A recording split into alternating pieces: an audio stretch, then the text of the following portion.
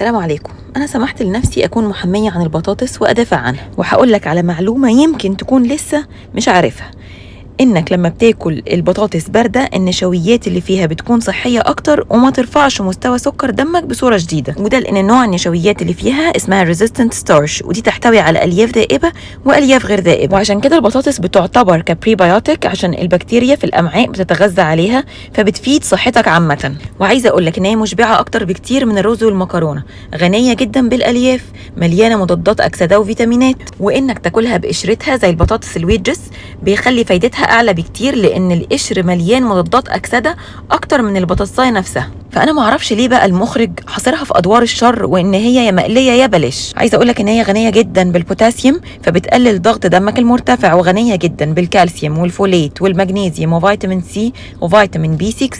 اكتب لي بقى في الكومنتس إيه أكتر طريقة بتحب تاكل البطاطس بيها.